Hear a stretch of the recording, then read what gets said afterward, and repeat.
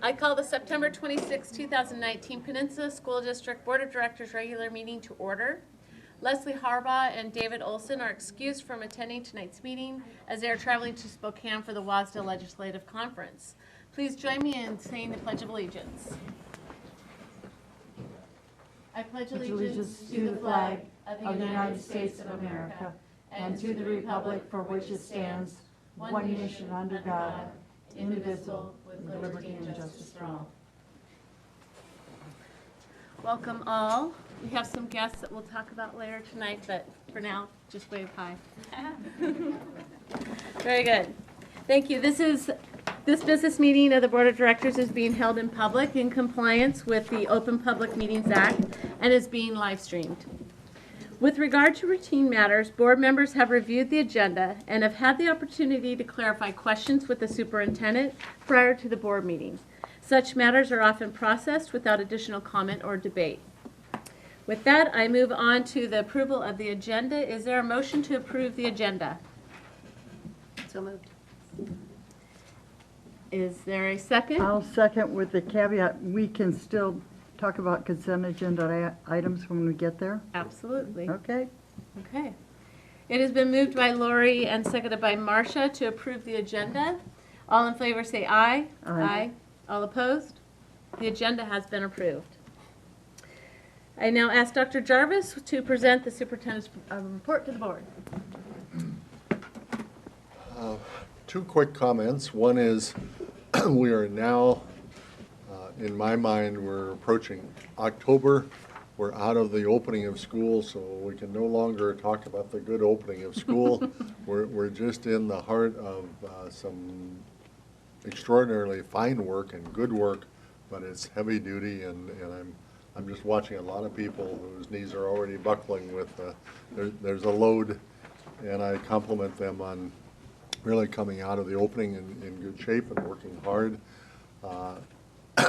We've talked before about the load this year in the sense of preparing, as we looked at the action plan, preparing for the opening of Pioneer next fall, to prepare the curriculum, the student selection process, the staffing, and all of those in preparation for by mid-year.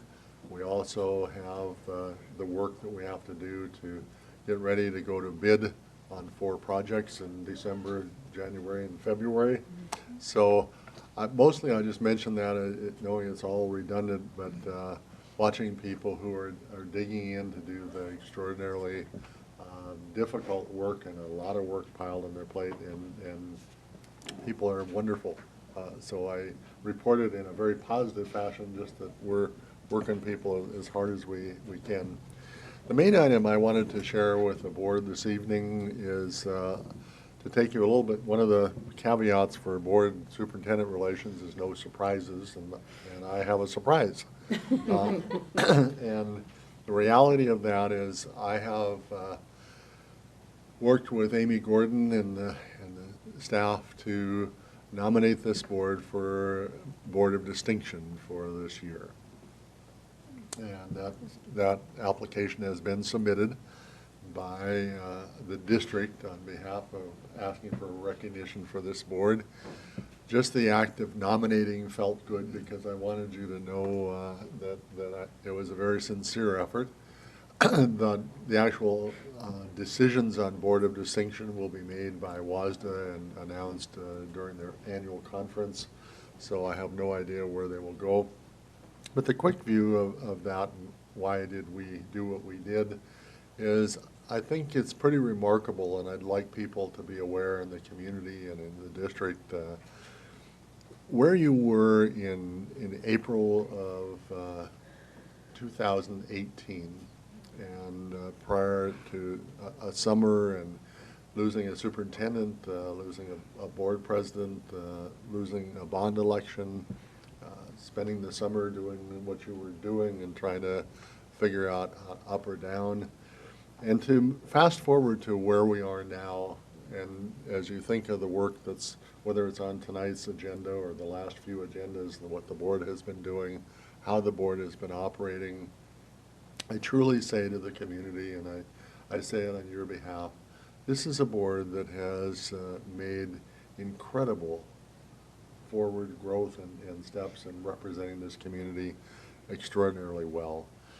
I guess I'm in a good position to say that because I have no vested interest. It's not one where I'm trying to keep a job or a contract. You can send me home tomorrow, as I always joke. But the reality is I have been around and I've worked with a lot of boards and I've worked with a lot of situations. And I think the growth, the demonstrated leadership that this board has exhibited in those really 16 months to lead till now is something that's worthy of talking about. It's worthy of recognizing. It's worthy of saying thank you for extraordinary work on behalf of the board. So I wish the other two were here because they don't know, and I'm going to explain the same thing to them privately, or maybe they'll streaming it for all I know, and we'll get.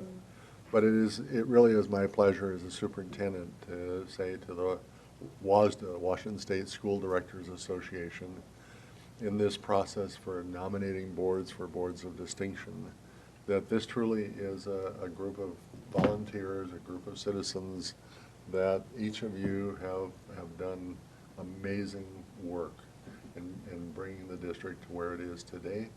And that's my way of saying, I think people should know, and I can also say thank you. You deserve it. Thank you. Thank you. You've been a big help in that process.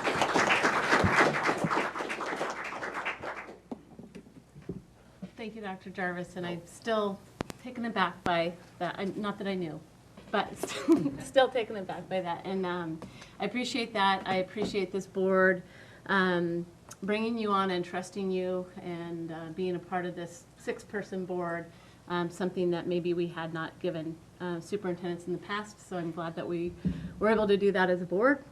And thank you for the nomination, and we look forward to hearing the results in November, and I know there's a lot of other boards out there that are doing great things as well, so, but thank you. Thank you. That's awesome. It is awesome. Okay, there's no one that has signed up for comments from the community, so I'm not going to go into my spiel unless there's someone that would like to make a comment that hadn't signed up yet. Okay, I am going to move on then to district reports, and I will ask Karen Anderson to present, there's Karen, to present enrollment update 6.1. I'm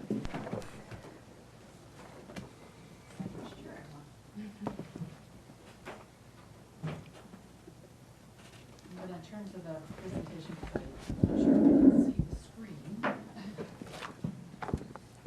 Karen, if I may interrupt for just a second. They have the speakers working in here again, so the meeting can be amplified. It has not been working that way for a couple meetings. So I'm going to suggest to people to be sure and talk into the microphone. I'm hoping you can hear through the system that was not in place for the last few meetings. And we thank our tech group in making that work, and thanks everybody. Okay. Can you hear me? Mm-hmm. Tonight, I'm going to give you an update on where we are with enrollment. These are the numbers that actually came about with our September count. And I'm also comparing that back to where we were in June of 2019. So I'll try to walk you through some of the numbers. But indicators show that we are continuing to grow. We do have some areas where we're not growing as quickly, but we are growing, and we're still above projections at this point in time. So if you look at the K through 5, the elementaries, we came in about 62 above projections. But if you compare that to where we were in June, we're about 130 FTE more than where we were in June. For the middle school, we're about 15 above our projections. We're down from where we were, but we had anticipated with our projections. And that's basically because we've got larger classes moving out and smaller classes moving in. So as we still see some small classes at the elementaries moving into the middle schools, they grow, they keep growing. And then we have larger classes going into the high schools. So there's kind of a transition there with the middle schools. And over time, the middle schools will start to grow, and we'll see that. I think we see that in about 3 years. So.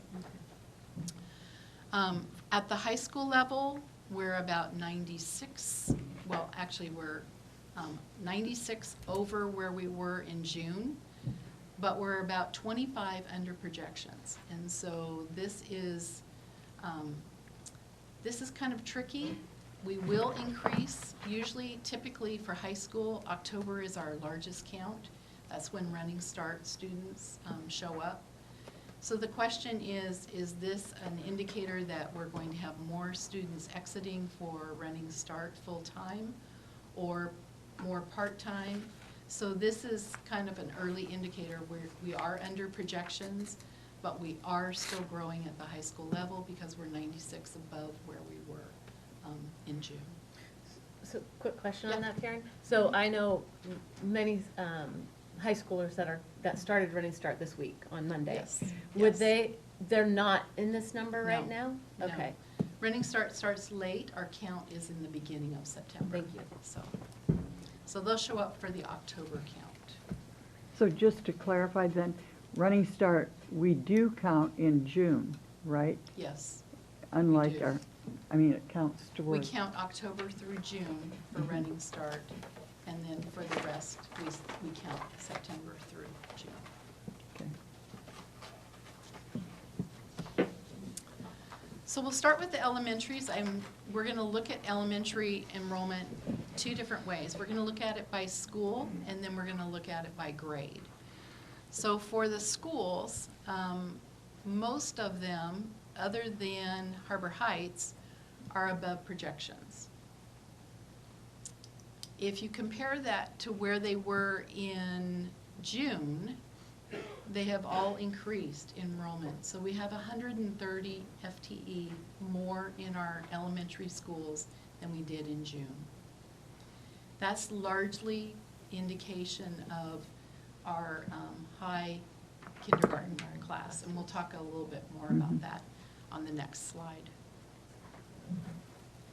So, this is a little bit different in the sense that the June numbers I've bumped up.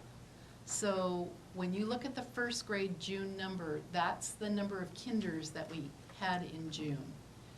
So what I wanted to do is I wanted to say, what did we anticipate? So looking at our projections, so we projected for kindergarten, we projected 640. In June, we had 590 students registered for kindergarten. We ended with our count at 689. So we are 99 more kinders than we had last year. And we are 49 above projections. And I have to say, I started at 580. When we started our budget back in the spring, and Art loves this. I wasn't even gonna say it. Oh, he said it to me. We started at 580, which was very typical of where we were starting, and in July, we moved it to 600, and in August, just before we adopted, we actually moved it to 640, because we saw the whites of their eyes, we saw the registrations coming in, and we are actually above projections, so they still came in higher than what we had projected, how we had moved it. Karen? Yes. On the previous slide, Mhm. we've got 647 kiddos coming into Discovery busing in and coming in. Mhm. A portion of them are going over to the annex during the day, correct? Correct, And the 5th graders. so 4 classes of, Yes, I think there's 20-ish. about 120, okay. 125. So they use the Discovery in the morning for the first period, and then the rest of the day, they're Yes. pretty much, okay. Yes, It's a lot of kids over there. yes, there are. So if you move down to the 1st grade, like I said, if you're comparing where we're at right now, the The 636 for June, the June numbers, those were actually kinders, and we anticipated that they would move forward for first grade. So even though we started with 636 kinders moving into first grade, we actually grew another 21 students in September. So I wanted to compare where we were in June with those grades and then moving into where we came in September. Keep in mind that every grade has increased, and we will continue to increase in elementaries. We typically grow in elementaries. For the middle schools, a little bit different, not too much. We're over projections by about 15. Where we're down, comparing what we anticipated to happen, we're down at Key Peninsula, and we're down at Harbor Ridge, compared to where we thought was going to happen in June. So those are some numbers that we'll go back and we'll look and see if we had families that moved out or what might have happened there. Or if we just anticipated more growth than actually occurred. Does that make sense? Yeah, I was still looking at the other slide, sorry. So, but if you look grade to grade, what we anticipated, we're still above where we ended. So there was some growth. There were just some shifts within what we anticipated to happen within our schools. We're still above projections, and middle schools typically stay pretty stagnant. There's ups and downs and ins and outs, but they don't tend to grow. So at this point, they may grow a little bit more, but we are at least above projections, and we're happy about that.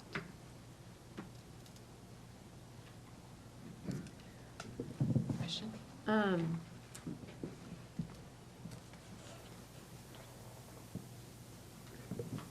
This is, okay. If you look at by middle school, there's an obvious answer here. I'm just not clicking tonight. We have a negative 22 enrollment on the previous slide. Yes.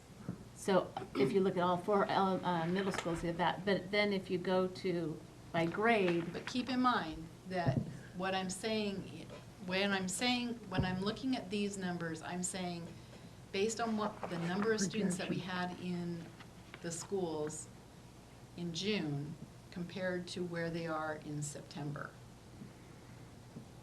On the grade level slide, I've moved the kids up. I've moved the students up one grade. Thank you. So That's what it is. So that's the difference. Thank you. Okay?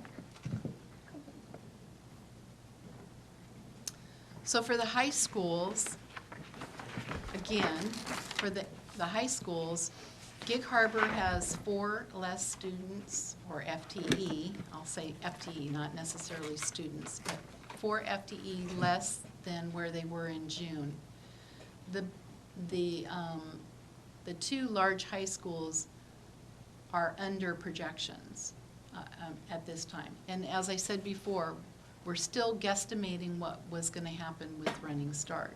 So we don't know if these are students that are still attending Running Start. If they change their minds and don't do full-time, they decide to come back into the schools and do part-time.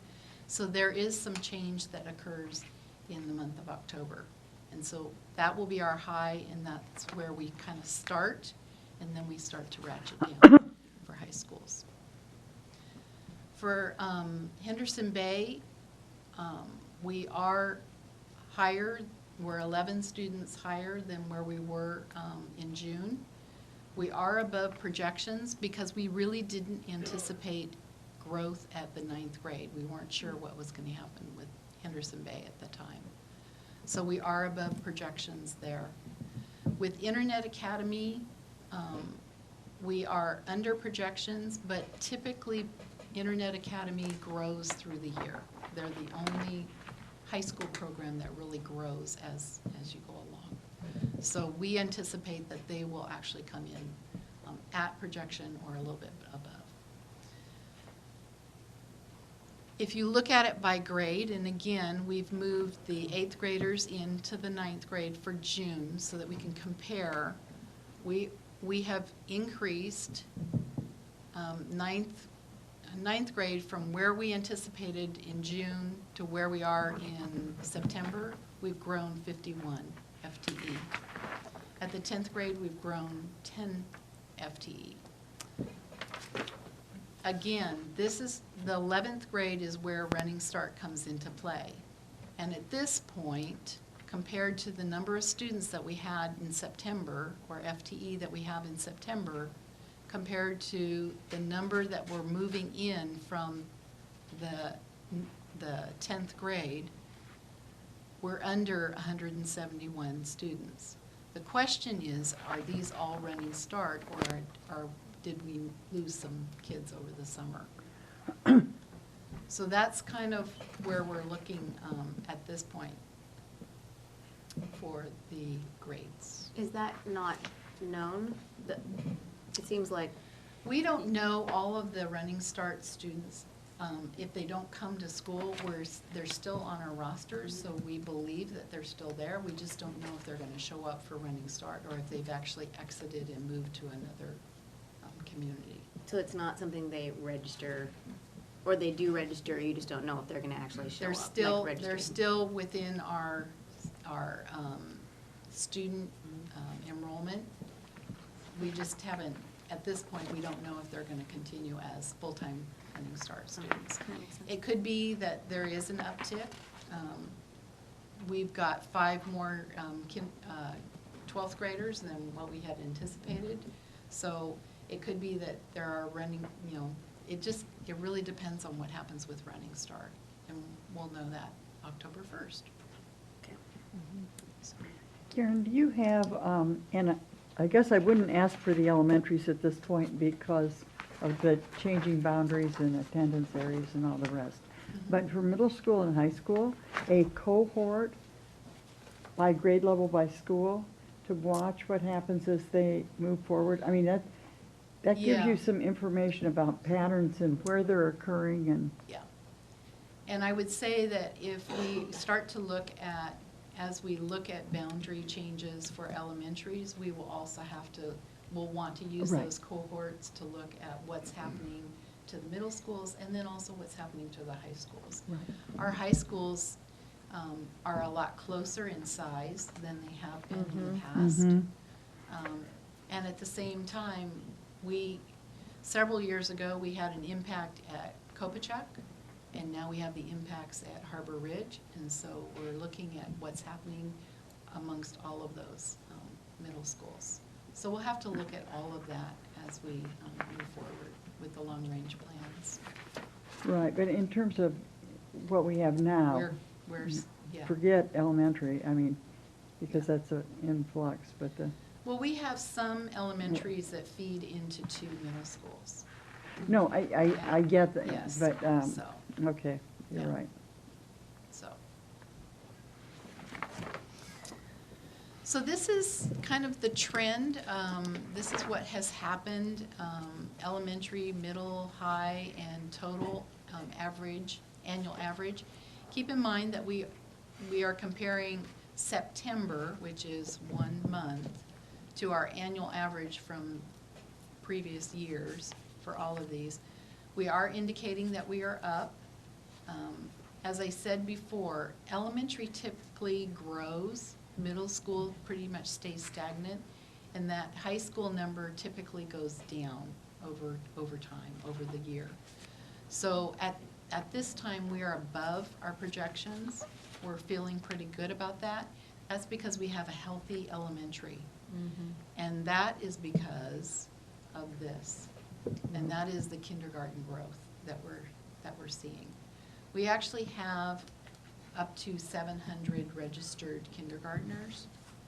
So we anticipate that this is going to continue to grow. And Art was right. I'm going to say that, okay? I've said it publicly. He was right.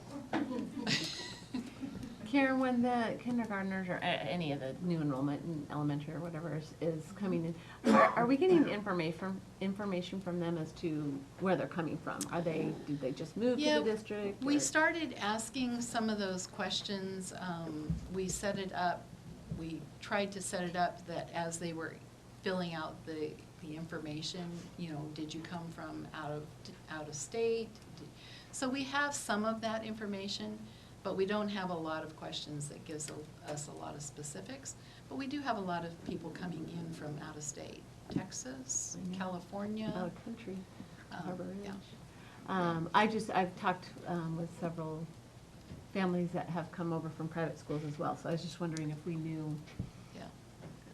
what that breakdown or how that, if we have the ability to track that. We are fortunate that we are growing. I've been around some of the other schools, some of the larger districts, and they are not growing. They are starting to decline. And so we could be seeing some of our growth coming from some of those larger districts as people are moving away from those larger urban areas. Okay. One more question. Sure.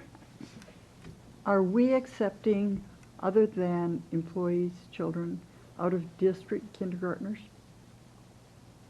No. No, we have really, I just want we're that not said out accepting loud. any, I don't think we're accepting any out of district at the elementary level. Other than employees. Yeah. Right. I and that's think what we said. stopped that 2 years It might ago. be more than that. It was 3 or 4 years ago, about 3 or 4 years ago. Yeah, yeah. Right, It's- and it's some of been- those should have transitioned Yes. out of that school and Yeah. maybe not move on to a middle school or high Yeah. school. And we cut down in-district transfers from, or out-of-district transfers for some of the middle schools also. Good. So we're limited there. And then this year, we've been looking at the high schools. PHS has traditionally taken in several out-of-district transfers, Mhm. and we didn't see the room for them. So I believe if they wanted to go to Gig Harbor, we were allowing that, and I'm looking at Dan because. Few at PHS though. What's that? There's a few at PHS. New? There are There's still some. New ones? There are some, We yeah. used to see quite a high demand for PHS, Mhm. mostly coming from South Kitsap. A few Mhm. years ago, when they started getting more crowded, we had to say no, and we gave Gig Harbor as an option. A few of those took us up on Gig Yeah. Harbor. But the elementaries and Harbor Ridge Middle School have been closed to out-of-district transfers for several years now, Yeah. 4 or 5 years. Yeah. How do we forecast kinder enrollment prior to registration opening? I just really haven't thought about that Ask before. Art, he was I mean, right before. Other than to say more, you can look around you and see lots of So- construction, but what means do we use to do that? So, Professor Art has, we are starting to look at the live birth rates and live births and doing some analysis of what that looks like. And so I think that will give us a better visual of what we can anticipate. And it's going to be in the high 600s for the next 3 years, just from what Okay. we're seeing. It's, yeah. That's interesting. Thank you. May I make a comment? Yes. Please do. It- Gloat. It isn't often I'm even going to contest Karen and her knowledge of the district. And had she said, okay, Smarty, you really want to budget those other numbers, I'd have said no. I'd appreciate the more conservative budgeting and planning.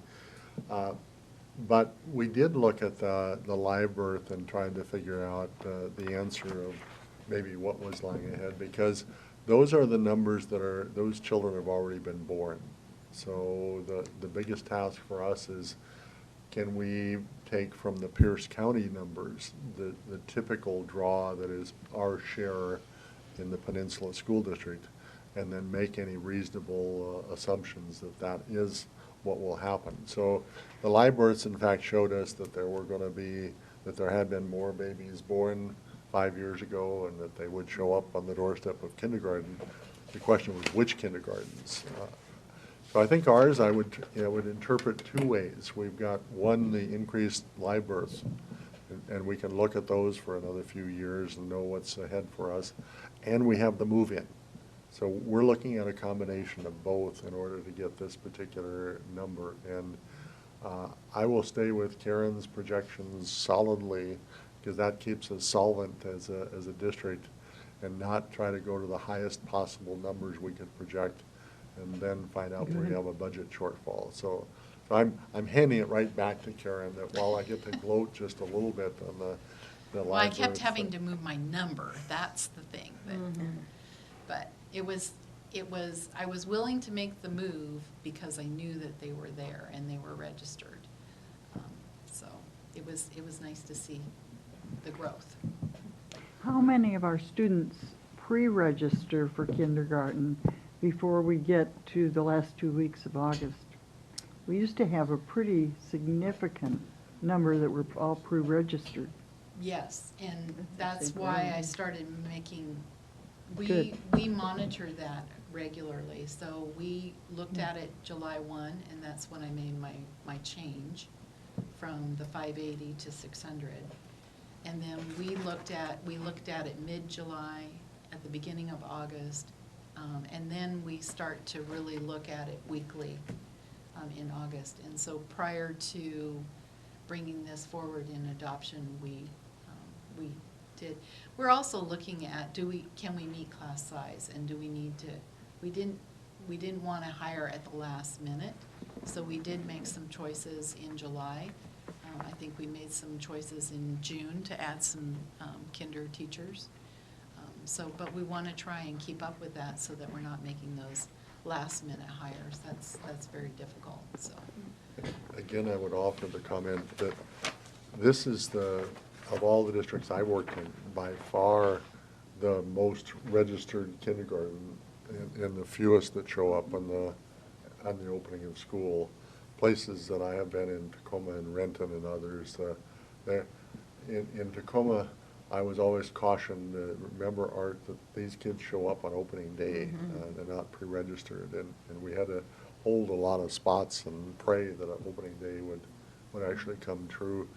But the parents here and the system that you have in place are really working well, because there was a very small percentage of the kindergartners that showed up at the tail end, and it did not put us in a world of hurt of having to scramble for more teachers at the last second. It's not that that's out of consideration, but it really worked well, and my compliments to everybody, including the parents. Yeah. Yeah. Yeah, I think the buildings have done very well with that, and the technology and online. I know when we moved here in July-ish, and we could not even get a hold of the schools, not Yeah. no fault back then, but Yeah. just until closer to the start of school, when the Yeah, school and opened. I think the online system has definitely improved, Yeah.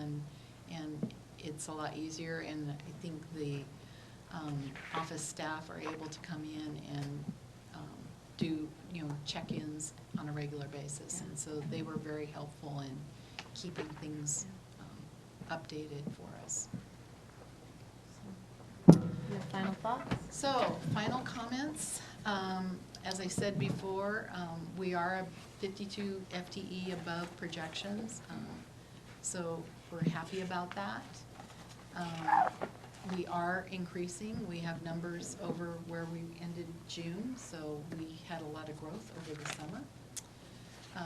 Elementary is our big uptick, 62 FTE above projections, even with my movement. Middle schools are about 15 above, and high schools are a little bit low, so we know that we're going to be a little under projections. The hope is that we're keeping at least those students in Running Start, and we haven't lost a lot of FTE, because Running Start does give us credit for enrollment and such. So if a student takes just 1 or 2 classes at Running Start, are they like at 0.8 FTE, or are they a 0? No, we get partial FTE for them, and they're in the high school numbers Okay. that you're seeing.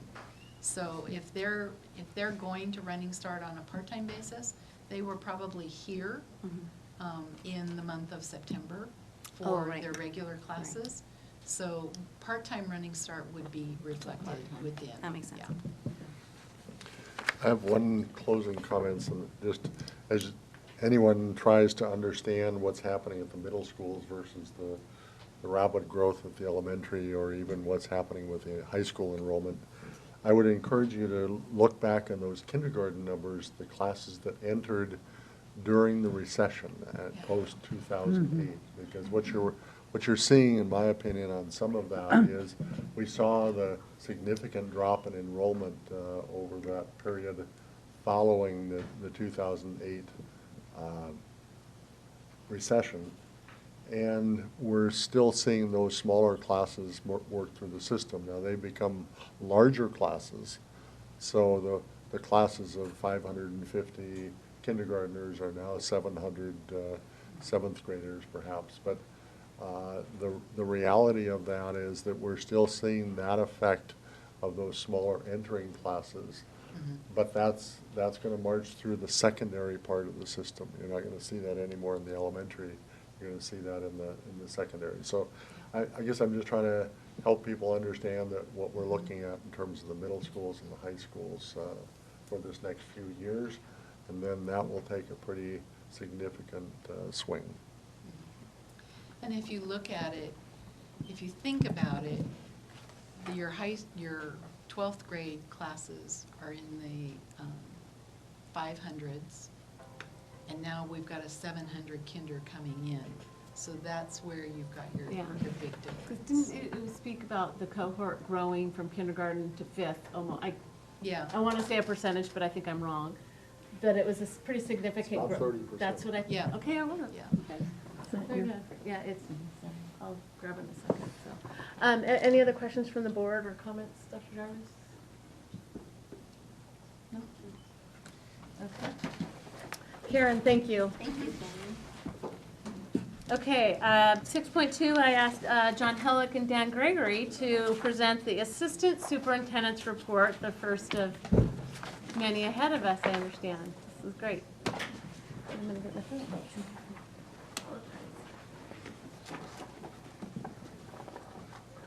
I go first and then you can go and Stephanie can have the stage when we're done.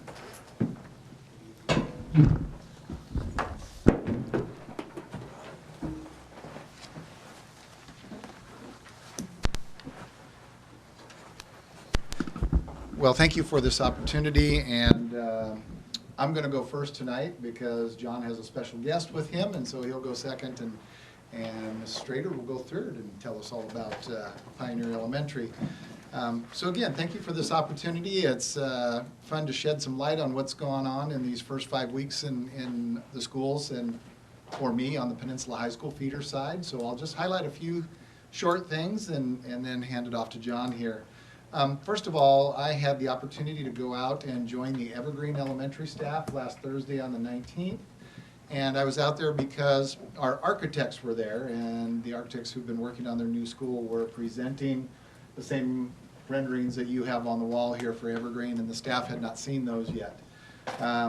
So they were presented with those renderings, including the site plan and the floor plans, and they were very appreciative and very excited about how their new school is taking shape. And there was particular excitement around the preschool playground that was just for preschool, that got a little bit of a standing ovation, at least from the preschool teachers in the back. They were thrilled about that. And then even the covered play area, which is something that we have not had in this district at any of our elementary schools, I don't believe. And so it was great to see the staff excited, not about their own spaces, but about those spaces for the kids in their schools. So that was fantastic. The other thing that I would call your attention to or ask you is, did you know that it's Hispanic Heritage Month? Principal Todd Herring at Minter knew it was Hispanic Heritage Month, and so Mr. Herring is making it a practice to emphasize cultural awareness, and he's reading celebratory passages about influential figures in America from the different cultures during their respective awareness months. And so for the past several weeks, he's been reading passages about significant figures who are of Hispanic heritage. Pretty exciting for them. They've also purchased a variety of books, and including some from Dr. Seuss that are both in Spanish and English, and their librarian has displayed those in the library, which is a really neat way to honor that heritage and celebrate that as well. He's got the next several months lined out, and he knows what other celebrations they will be doing, and so that's exciting for them. And he's passing that information on to his colleagues as well. So He is. when you have a building built and kids there, they can emulate that same thing. Purdy Elementary is in their second year of a program that they piloted last year with their 5th grade. And I don't know that I would call it a program, but it's a situation where the 5th graders, instead of staying with one teacher for all subjects, they rotate teachers subject by subject, and that allows the teachers to teach in their area of passion. They've shared their practice and their success with other elementary schools, and we now have 2 others, I believe it's Voyager and Mentor, that are doing a similar 5th grade rotation. Harbor Heights, I believe it's Voyager, Harbor Heights, and Mentor. Maybe all of them. They are continuing to, in an ongoing fashion, to evaluate that model, and I believe those 5th grade teachers from across the districts will collaborate periodically on that model this year as well. They did survey their parents and students at the end of last year about the model. Students shared that the model really helped them by allowing them to learn about having multiple teachers, to learn how to manage themselves and be responsible as they rotate from teacher to teacher. And that includes, of course, for 5th graders, organizing their materials as they go from teacher to teacher. And so they felt that that was preparing them well for middle school. In addition, 83% of the 5th grade parents felt as though that model was a great way to help students learn and grow. So It's their second year? This is their second year, I Did you get any believe. feedback from middle school this year? Not yet, Okay. but Interesting. with our Just growth one month. mindset, we're gonna say yes, so that we can Well, I ask mean, about one that month, and if see they know how how that to goes. operate a binder that first day of school, that's big in That middle would be school. big, yes. What a nice segue into the middle schools. So both Harbor Ridge and Key Peninsula Middle School had their open houses last Wednesday. They were successful, well-attended open houses. Last Wednesday or Thursday? Might have been Thursday. Thursday. And I say Thursday because we usually have great attendance, but we were wondering what that was going to be like because it was the same night as a Peninsula football game, a Peninsula High School girls soccer game, and a Peninsula High School girls volleyball game. And even with all that going on, they still had good attendance at both of those. It was really nice to see that. Additionally, just yesterday morning, on Wednesday morning, our middle school teachers from across the district, including Kopechuk and Goodman, who were gathered in our co-teach work, gathered together during collaboration to evaluate the work that they've done in that model last year, which was the first year of that model. Co-teach is a method by which we take students who were just short of standard and provide remediation by putting them clustered in a classroom with 2 certificated teachers so that we can differentiate more completely for them and not only get to know them better because the student-to-teacher ratio is smaller, so we're working on that social-emotional side and relationship-building side, but also the academic side. And as we discussed that yesterday, sometimes in education we look at that as an either-or and that they're mutually exclusive, but the idea is those 2 things work very well together. So those teachers had a chance to share successes. They also had the opportunity to share some ideas on how to improve that. We will continue to meet with them periodically 3 more times throughout the year to provide support and some professional development around that. And finally, Peninsula High School had their open house last night and it was well attended as well.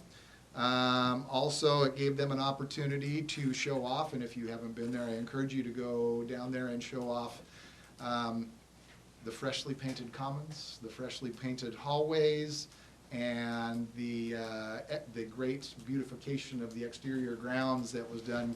A great deal of that was done in August by student and staff volunteers as well as community volunteers.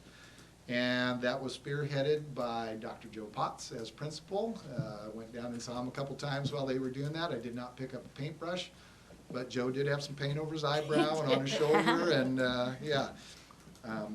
he was right in there in the mix. So that was great to see.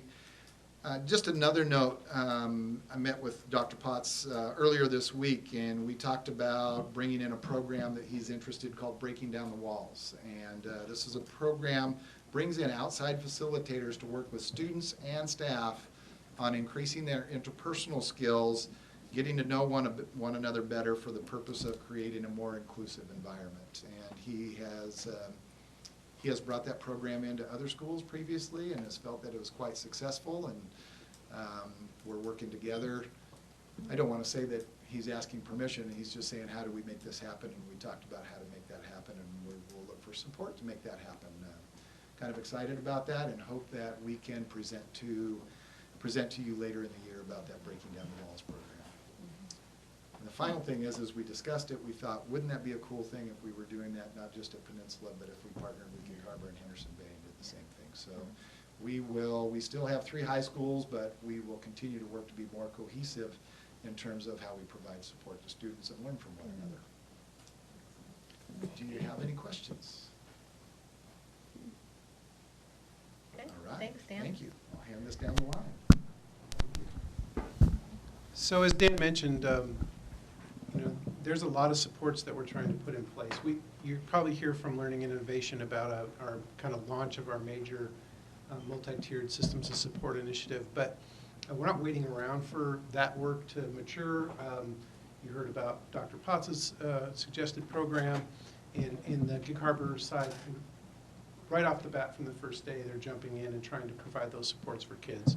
So a few examples, at Goodman, they're trying to ramp up their use of our second step socio-emotional learning curriculum, and they started out the year with the first week looking at self-awareness. So that's one of the focus areas. And when you think about the Peninsula Promise and your action plan and some of those kind of soft skills that we want to see all of our graduates have, those fit along with those. And we know those impact students' wellness, and hopefully those are the kinds of things that will help us prevent some of the things that we're seeing in the Healthy Youth Survey, because students will feel like they belong, they'll want to come to school, they won't need to use substances or feel depressed. So all of those things tie together. So when we're talking about Tier 1, we're talking about things that we're doing for all students. Kobuchuk's doing the same with their 6th grade with the second step curriculum. At Gig Harbor High School, they started the pre-opening days working with staff on really talking about the why, and then having teachers then take that to the classroom and say, do we really understand why we're here? What is our purpose? And do we feel like we have a reason to come to school and a goal for our lives? And all 3 schools, those secondary schools, really reported that they're seeing a more positive climate at the beginning of the year. And again, that's only a small part of what we're doing on a more long-term, in-depth district initiative. So from that, I'm going to talk about the elementary level. That one of the biggest projects that we're working on is that in a year we're going to be opening our first magnet school. And so I have Stephanie here to talk about where our progress is on that and what our timeline looks like. Good evening. Thank you for having me. I gotta say, every time somebody says next year, like, it's getting a little bit more real. October 1st is on Tuesday. But I'm grateful to be here tonight to just kind of talk a little bit about where we're at and where we're headed and the excitement that we're all experiencing. So I did provide for you, hopefully, kind of a graphic here to outline kind of our thinking around the big picture pieces. When we look at it in this dynamic here, I'm like, it seems manageable. What? There's 10 things listed. We're gonna be fine. But then when you start to think about all the minor details involved in this incredible work, it gets to be a little bit more, okay, let's get to this. So right now, as you know, we're wrapping up kind of that design process. I think that's supposed to be wrapped up November-ish, end of November-ish, so we can go out to bidding. We're hoping to be able to bid contractors in December so we can start construction right away. One of the things, there's some kind of 2 big things that we're working on right now in addition to the building, which is bringing on a core team of PEA members. We're going to be talking at DAC and meeting with Carol Rivera just about that process, what that looks like, and making sure all stakeholders are involved and we know kind of what our direction is. The purpose of the core team is to really provide support for that vision and mission, that buy-in, and to help in the dreaming process. What is this going to look like for our students as we create the vision and the mission? And then that will segue us into the instructional planning, which I'm really excited about as we dig in deep. And what does that look like in October for our kindergartners? What does that look like in March for our third graders? How do we take these ideas of innovation and STEAM and but also those basic skills that our kids need to know how to do? They need to learn how to read, they need to learn how to write, they need to know generic, number sense to be able to operate. So how do we put all these pieces together? And working with an amazing district team, I'm excited to bring on some PEA members for our, our building team. And hopefully with some approval tonight, we'll also be doing some visits soon. There's great schools in Washington State. We're already working on talking with them. But also, out of state and some exploration of some innovative schools down in San Diego as well. So we're looking forward to that and just sparking some of that interest, hearing from people that have done the work, what worked, what didn't work, where was that starting point, what questions did you have, what was that process like for you, hear from kids, hear from teachers through that process. The next big thing that will come will be, what is that opening model as we approach 2020? We're shooting for the stars and Pioneer's opening at 500 kids, 30 classrooms, fantastic. But I think realistically, we also need to make sure we're just having open dialogue and conversation about that process. Furthermore, then that would lead to the lottery process and the staffing model that we are able to have for our students. I'm meeting with Dr. Shannon Harvey on Monday. She is assistant superintendent in Renton School District. They have done the lottery process. They feel like they have it down pat. So learning from her and her expertise and what works, what doesn't work, and just being able to provide some guidance there. Students dictate staff, so then from there we'll be able to determine how much staffing we need. And then as we're looking at where our kiddos are coming from across the district, what is that transportation plan going to be as we finish out this school year? And then it's just that staff training to get them on board with that instructional model. It's just all of these things. It's fine. And then kind of thinking about that logistical operation. Last time I met with Dr. Harvey, it was eye-opening because she says, you go and you make your list and all these things that you have to do, and then the day one comes and no one knows where 213 is. No one knows who Johnny Smith is. So there's a lot of these details that we have to think about before opening day in terms of making sure everyone's on the same page. And so spending a lot of ample time as we finish out this school year and into the summer about what are those operational plans going to be. And then through all this, a big part for me is communication as well. And so I've just been thinking about how do we get this message out there? Who do we need to partner with? Who do we need to talk with? How do we need to be transparent? And so I've just been thinking of some things that we can do in partnering with Amy Gordon, our communications specialist. I want to go and have coffee and meet people and talk. And what are their wonderings? What are their questions? What are their ideas? What have their kids shared about what they want to do in learning? Have an open house. Have families and students come experience what it might be like at Pioneer. So we're looking at some different options to get community involvement and to get the message out there for our dreams. And it's difficult right now. I know a lot of people are asking me, so what does this mean? And I can spiel to them my vision and my excitement, but I can't say that in October the kids are going to be doing this yet. And so I'm really excited to be able to give a little bit more guidance around that. But I think the dreaming big, the innovation around STEAM is an exciting topic. So, questions?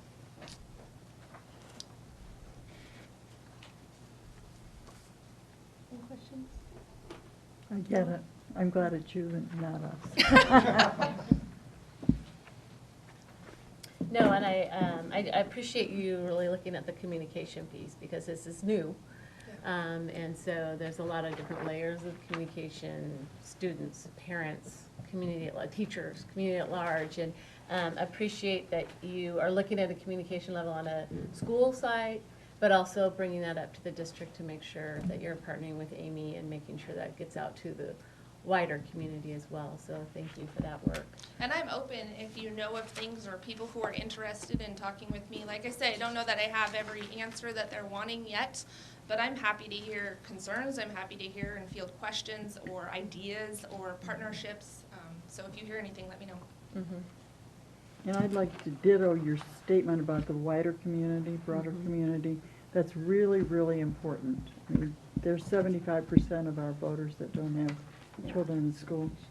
So, yeah, and some of the methods here may not quite get there.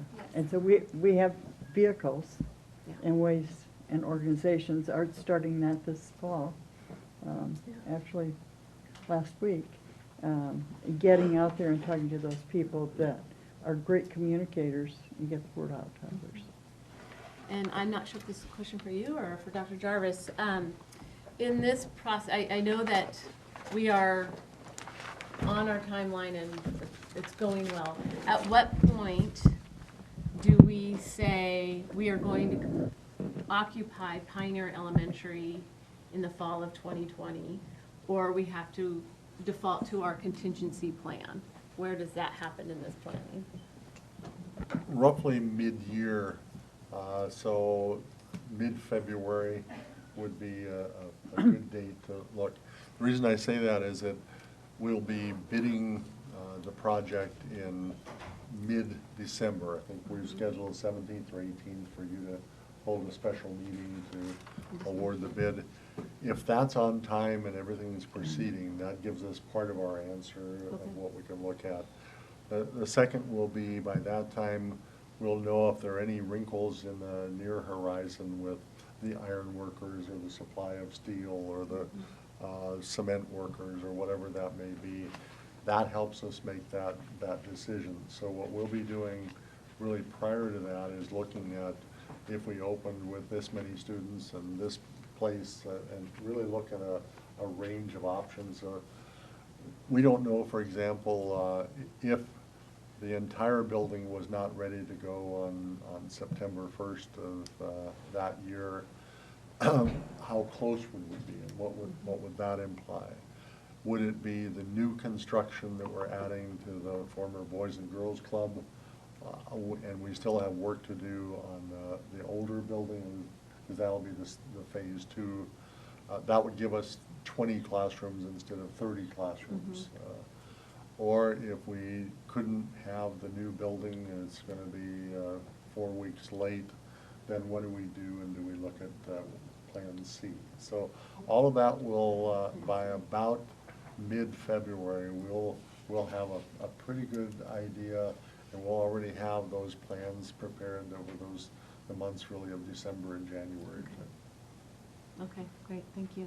And Stephanie, you do not need to go into detail right now because I know that you've got future meetings here indicated. In terms of enrollment, it is still the intent, you're reaching out to all 8 elementary schools and we're polling kids from all 8 elementary schools, relieving some overcrowding at all schools, correct? That's Yes. still the intent? Yes, Okay. that is still absolutely the intent, and we're looking at, what does that look like? Is it a percentage from each school? Is it a number? So I'm hoping that some guidance from Renton, who has done this type of model before, we'll have some, and then Dr. Jarvis's experience as well. Okay. Yeah. And then also still the intent, and I get this question a lot out in the community, is while you're adding 77 classrooms, how are you going to find 77 new teachers? And I guess,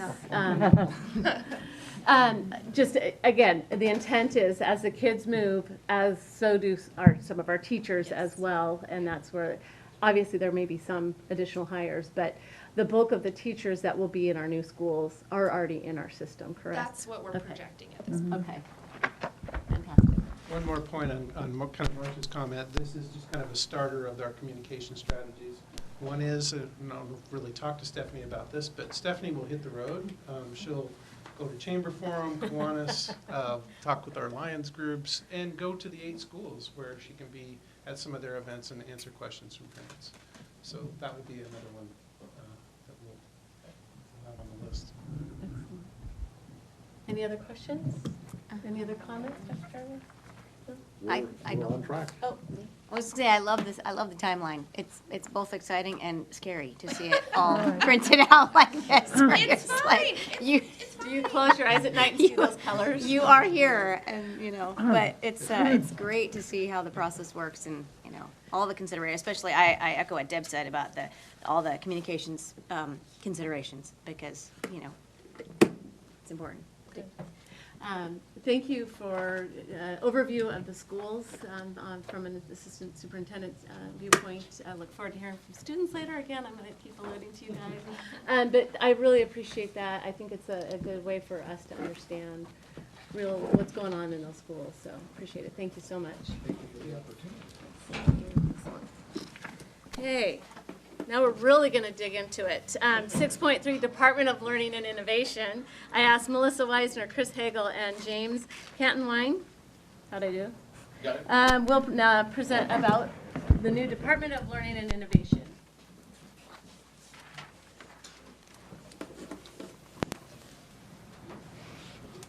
Okay, so we figured it would be good to start out with our organizational chart again because that was, I know, a little bit challenging for some people to understand when we showed it last year.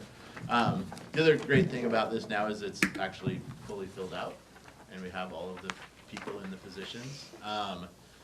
As we said, James has joined us from Evergreen School District. We've also hired a replacement integration data analyst, Sarah Banks, and so we've kind of really built a nice data analysis team this year that we're excited, and so are our buildings, to see what they can gain from them. We've started some principals meetings here in the last week, and really the principals that we've met with so far are just wanting to dig into data and finally having a lot more of it available at their fingertips, and so they're really excited about that. So again, you know, it's a big department. We have a lot going on, 26 people now altogether, so we're excited about where we're going. Melissa will talk about a few of the specific big things that we're working on this year. So. Oh, yeah. So 3 things that we're currently focusing on, although after a long meeting today with a number of ESC admin, we probably are going to add 1, but for now we'll stay with this. So the biggest initiative, the biggest work of the district, the entire district this year, is the multiple tiered systems of support. And that is something that we talked about a good deal last year, and we decided to move forward. And we had our first training with core teams that select members from each school, working with elementary and then secondary, and it went extremely well.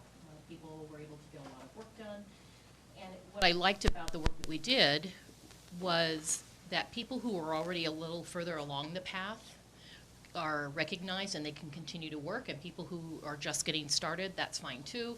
And it's a great way and a great system for them to continue this work. So with this, we're really looking at consistent programs across the district, now not cookie cutter programs, not programs for all, but what's working and then what's not working. So frankly, we've put a bit of a slowdown on any kind of new programs or new purchases because we believe we have things in place like Second Step that are not being fully utilized. So rather than say some of you are doing Second Step and some of you are doing Third Step and some of you are doing No Step or whatever it is, then let's really dig in and see if a current existing adopted curriculum can fill our need. And we believe that at this point, that's what we're going to be doing with other pieces, right? That we haven't dug fully into some of our curriculum, and we need to do that. So rather than chasing the next shiny thing, we're going to stay steady for the year and investigate. But really the power of all of this lies in the school. We're simply supporting schools as they are making some decisions about what are the rules for the school, right? What are the rules in the classroom? Are they posted? Do we practice that? Having been a classroom teacher and a principal for a number of years, there are certain times, you don't just talk about the rules on the first day of school and never talk about them again. You do them after long breaks, or if there's particularly difficult time, maybe your students are struggling transitioning between recess or lunch or in passing period. So you want to pull them back in and talk about here are the rules, here are the expectations, and how do we do that.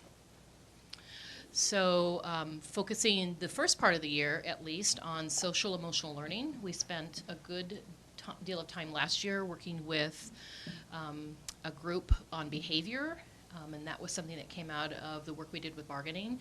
And so this is really just a continuation of that work and being responsive. Teachers are saying, we have kids, we have students that are coming to us and they're challenging us and we need help. How can you support us?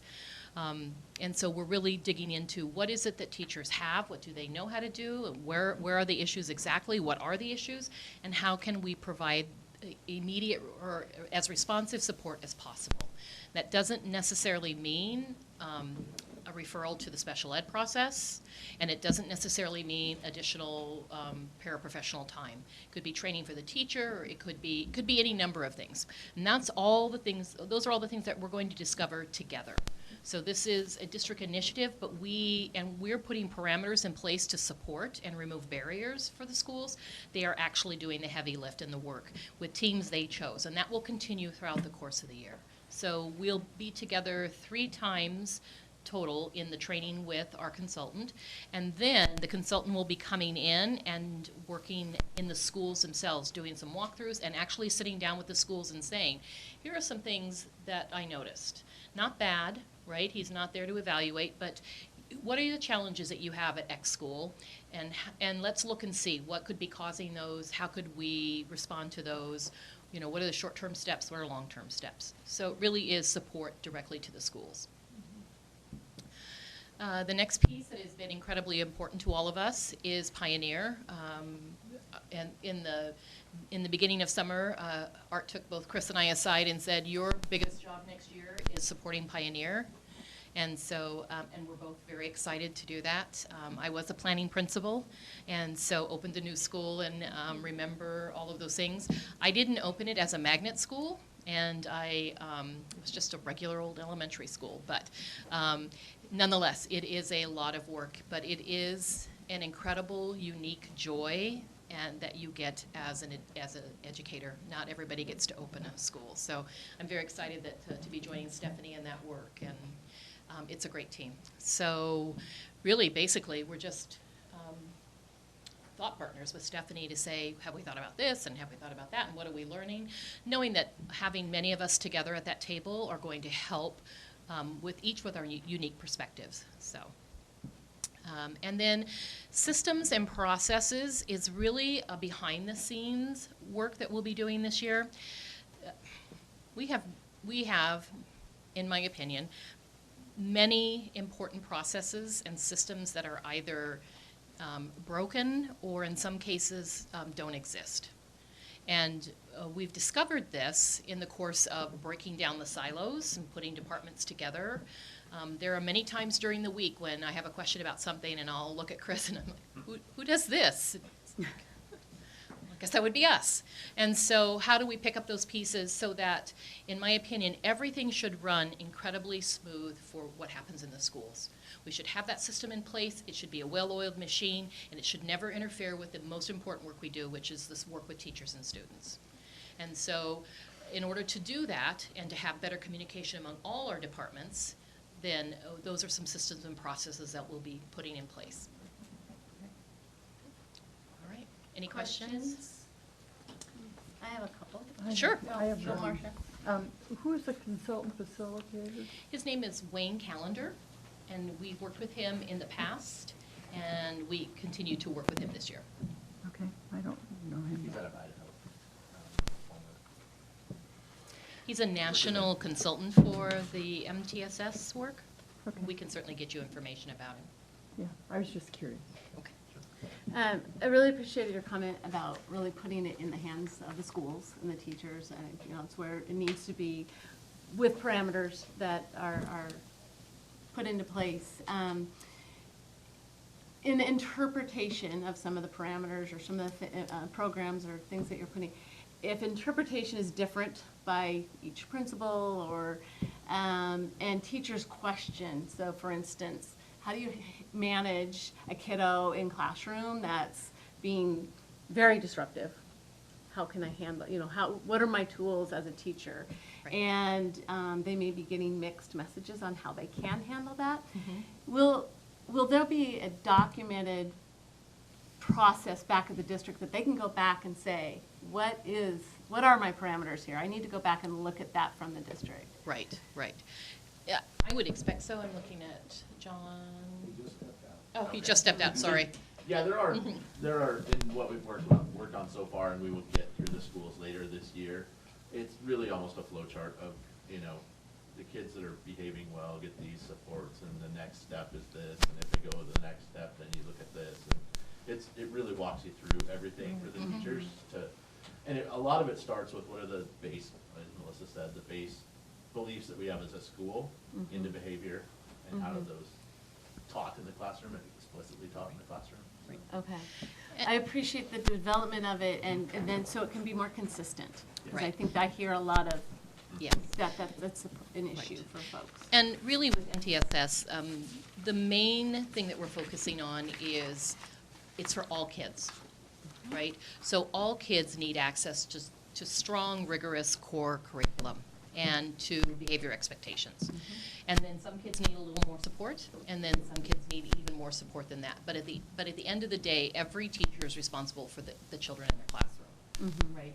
So even if a child has student services in another classroom, at the end of the day, those are still my kids, right? I'm responsible for them. And, you know, Chris is just, is a teacher, then we have dual support for that student. But there's, and that's something that we're really working on. Okay. And then also, I completely understand the task of supporting Pioneer Elementary and all of that programs, but you guys already have pretty big jobs.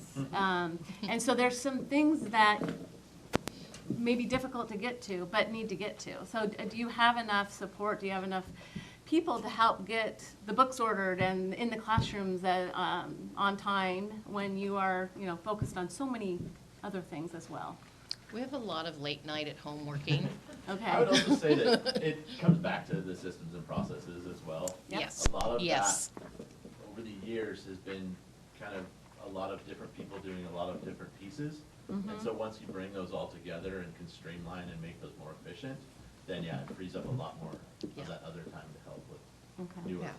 I think a lot of the collaboration and kind of cross-communication that I'm seeing at the district office, I'm hoping helps with that as well. So Right. that we're not working in silos. So. Right. Well, we don't want any process or system to be person dependent, because when the person is not there, then, you know, they walk away with institutional knowledge that the rest of us don't have. So we need to put those in place. And the work with Pioneer is really such an investment for all of us, because it's going to pay off through all the schools in the future. It's going to, the work we do there, Stephanie will certainly impact her Pioneer students, but for the work that we're all supporting, it means this is a different way to think about what elementary 10 or 9 will be, and what about at Artendale, and what about at Gig Harbor, where they're not having that, but what could we do differently there? How could innovation come to fruition in places that, without having to have a new building? So, Okay. right, Okay. thanks. Just before you go into the assessment, one of the backdrops I would mention to really the public is the state legislature, the state office of the superintendent of public instruction have changed the rules, and they're certainly limiting the suspensions and limiting the options of school districts and teachers to remove students. So that's a backdrop in a way that says that's really not the modern way to deal with kids, is to take them out of school and then sort of remove them from the landscape. So the work that we were already doing and looking at in developing a much stronger multi-tier system, a much broader spectrum of opportunities and assistance and support is dovetailing with the fact that while people are removing some of our options, we're also creating a stronger system by which we can support staff. And then the third is the enhancing the engagement of children in the curriculum and in the schools. The better job we can do of working with children who are deeply engaged with, make it up, but you saw a robotics demonstration today. Our belief is, and certainly the research is, you eliminate some of the behavior of kids who are not actively engaged. So by developing the curriculum, developing the engaging options, by giving the teachers and the principals more freedom to look at ideas and expansions and extensions of what they're doing, strengthening the system that we can deal with what happens with a disruption and what happens with a behavior incident, then we really have been able to be successful in saying, on my lifetime, of course, they removed paddling from kids, and now we think it's archaic that we would have ever beaten kids into behaving in the schools. There will come a time where we look back and say removing kids was not successful, and the research was very clear.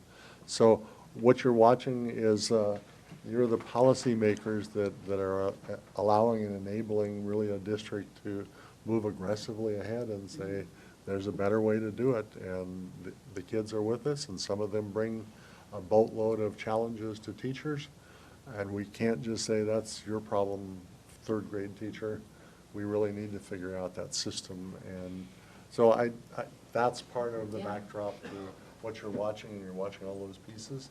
Along the way, I'll hand it right back. Will come, are we monitoring and assessing what's happening? And James? Well, just one more comment on that then. With the changes in what's allowed and what's not allowed and all that, that goes back to then turning around and communicating to the schools as well, because then that's where you really start seeing inconsistencies so documenting that so teachers have something to go back to so that they feel comfortable with their options of how they can manage in class. I think that will empower them. James. So speaking of monitoring things, there are live links to assessment calendars and really kind of thinking about when are we measuring some of the different things that we're trying to measure, whether it's with students' reading development, with math, or what have you. And so they're really throughout the year we have different assessments going on, even with the reduction in state testing at high school. There still really isn't a time where we don't have some sort of program assessment that's going on for some population of our students. Mm-hmm. And it's critical that we get an idea of where there are strengths, where there are gaps, and how we're going to apply those supports that we've developed, both for students and for the system as a whole. James, on those assessment calendars, I went and peeked at them, and understand the different types of testing. Is there a way that we can find out, or if we can add to this, like, what do we use that information for? Like, we got when we're going to do it, and who's it for, the state or whatever. But what are the teachers doing with that information? When do they get it? Do they get it the next year when the kids have already moved on? Do they get it during the classroom time when they can actually turn around and help an individual student? So I don't know if that's something we can look forward in the future of saying, what do we do with this? Yeah, that's certainly something we can add. And the timing piece I can answer really quickly is that with one exception, in terms of what's on that list, teachers get the data back in an actionable amount of time. Most of the time it's real time that they're able to see the results of that assessment. That's great. Really the one exception is the state science test.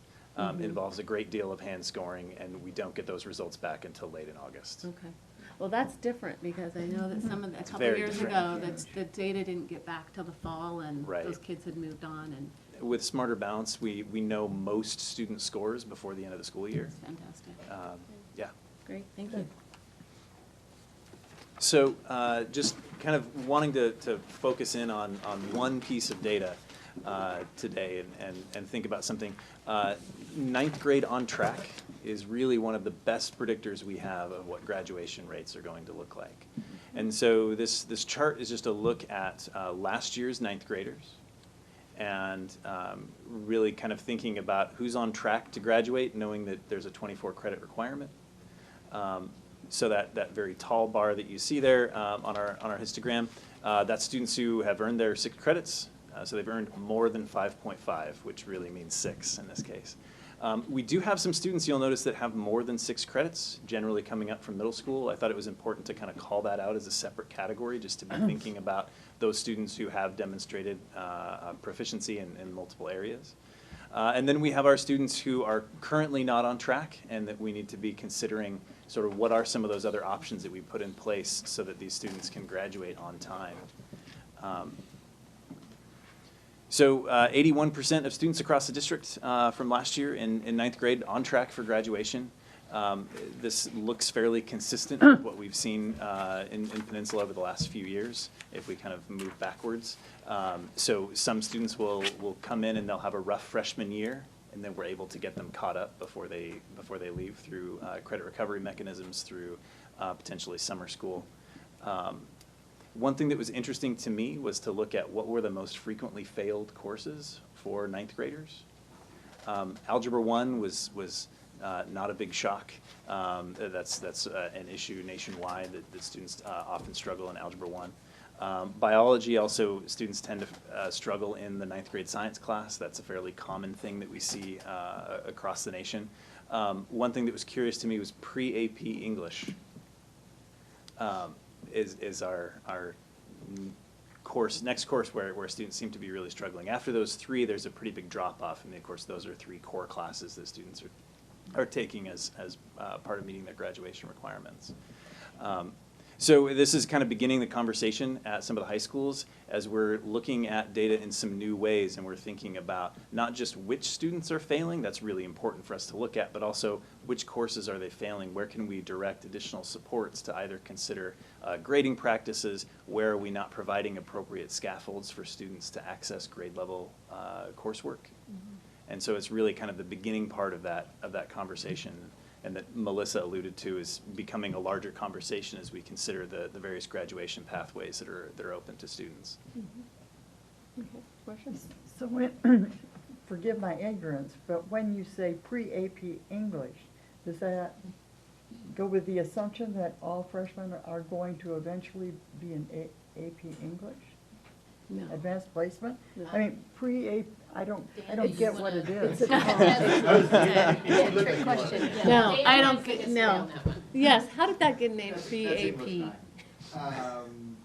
Several years ago, many years ago, Should've working with called the it. college board, Yes. back when we had an honors, they didn't want to, the connotation of if you're an honors means you're going to move through the system and become an AP student was incorrect, so at the time, we were finding a way to say, how do we develop the understanding that an on-grade level student in ninth grade and 10th grade still has the ability to take 8th grade? And that really was partially Peninsula School District push at that time, and again, it was a number of years ago, as well as the College Board push, because they did not want the connotation that the only way to get into AP as a junior or senior was to have honors as a freshman or sophomore. It should be open to everybody. We've been beginning to break down those barriers over the years to open up the doors to AP to anybody who wants to take it. So can't you just call it English 9? I mean, I'm sorry. Yes, actually, I believe the College Board is now putting out some recommendations around what their courses should be called with their associated materials.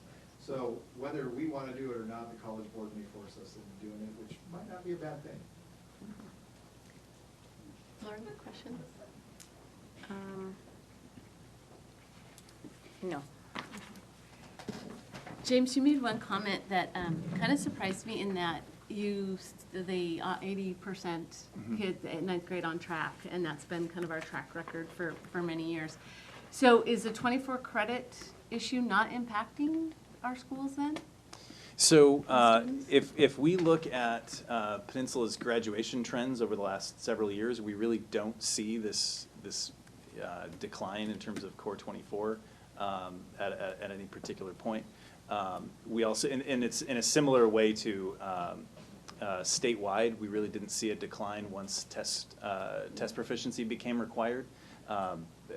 The system kind of matures to a certain point, and there are supports put in place to help students get those 24 credits.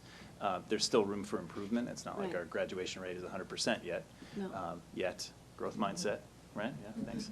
But last year was the first year that Mhm. seniors graduated with the 24 Right. credits, and so we're not anticipating a dip in our graduation rate because of the 24 credits. And not based on this data. Okay. Interesting. Good. Yeah, yeah, Yeah. yeah. Okay. I would add the comment that, as you know, part of our action plan for this year is to look at pathways to graduation. The door that has been opened by the state board and the legislature. And in doing that, that really, the question of what we call pre-AP English, and is it 9? That's going to come under part of our analysis and looking at what are the reasonable ways that kids can proceed through the system, and what is it that helps them, and what is it that are the roadblocks and the barriers.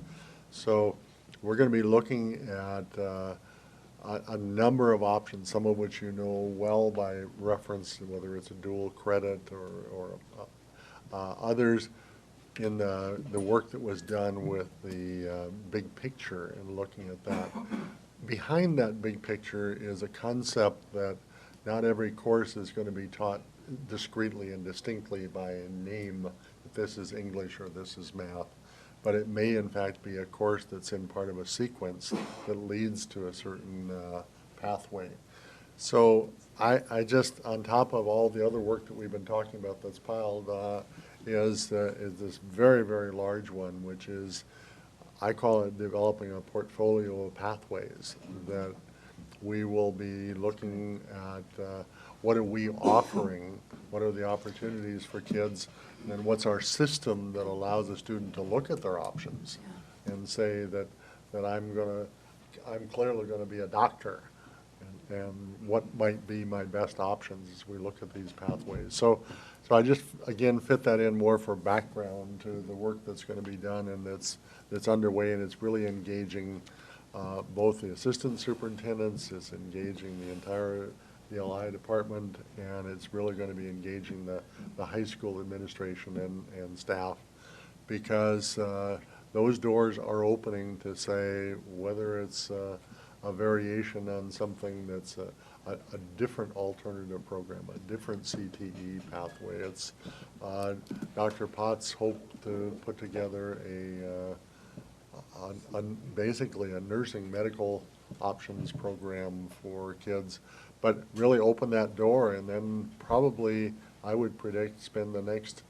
10 years figuring out how to add options and do it not all at once, but to be able to give it the support. So this particular question is going to be embedded in the work that's being done this year, and it's a whopper. It's big. I'm really glad to hear that, because, I mean, yes, I'm excited about graduation rates and not dipping, but for kids getting to that graduation, what is their experience? Right. Are they not getting any exposure to anything else because they're so locked into this 24 credit that they're not able to explore other options? So I'm glad we're looking at that as well, and not just getting them out the door, but getting them out the door with a great experience and exposure to a lot of different things. And also, if you looked at the courses offered at WASDA, there is 1 or 2 courses on the state board and the alternative pathways and looking at new graduation options. So I think it behooves us. There's to take a look actually, at that. they're going around to community, and I was Right, going to send that out, tell you guys there's one on October something that we can go to.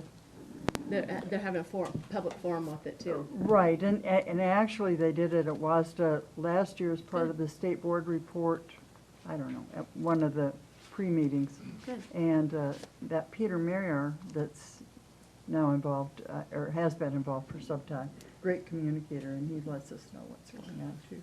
I would suggest that you as board members may be on the WASDA docket in the future, describing how you got there and what you're doing, because you really are developing something in this district that's tackling the whole I guess spectrum from multi-tier and discipline and dropouts and graduation and pathways, and doing it very aggressively. So my compliments to everybody for being willing to join in and take it on. Excellent, that's great. Thank you. Anything else you'd like to add for the, no? Yeah? I do have a question, Oh, yeah, after Larry. all. Yes. I've been spending all this time trying to formulate an intelligent question, which I may have not succeeded at. I'm still looking at this, thinking about this 9th grade students failing a class, which got me to thinking, and forgive my ignorance on this. If a student is failing, say, English 9, is the process toward improving that situation or that grade or that, student success driven by the student or by the teacher or both? Do you understand what I mean? Like because it could certainly involve, especially in the case of a science or a math, it could involve you maybe are in not the right class. But I just never really, until right now, spent a lot of time thinking about that. Like, would the student themselves have to say, I'm not doing well in this class? Or, you know what I mean? So, yeah, I'd be interested to hear the student perspective. There's certainly an opportunity for students to do that, but I would say counselors play a really large role in reaching out to students that have been unsuccessful in a course and then kind of looking at what are some of the options that we have for recovering that credit. So we have a few options in place already.